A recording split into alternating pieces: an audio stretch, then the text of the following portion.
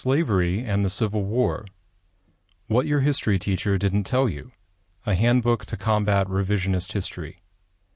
By Garry Bowers. Read by George Bagby.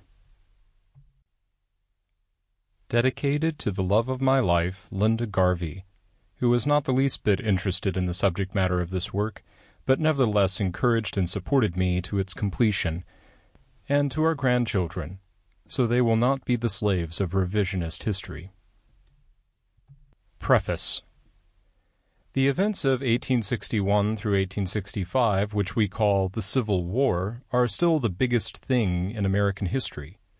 Given the size of the population at the time, nothing since has ever equaled those years in the scale of military mobilization, the intense and bloody warfare over vast areas of our own soil, the vast destruction of life and property, and the trauma of enforced revolutionary change in society. Our humanity cries to understand. This must have been about something.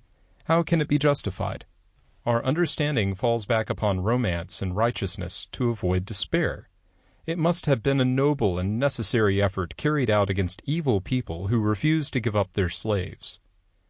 It will help us do something Americans seldom do and face exactly what happened. What happened was this. The party in control of the federal government, representing only 2/5 of the American people, raised an army of unprecedented size and launched an immense invasion in order to suppress the southern states that had declared their independence. Resistance was fierce and skillful. The party in control of the government achieved victory at last by a total war policy against southern civilians.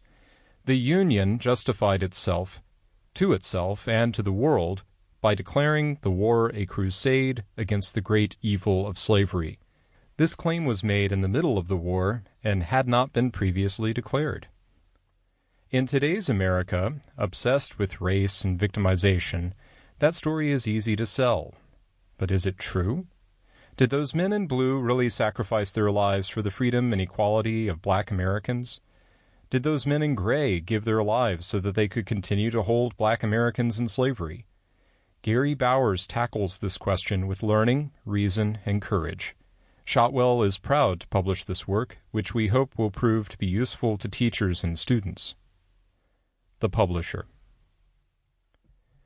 Introduction. The most effective way to destroy a people is to deny and obliterate their own understanding of their history. George Orwell.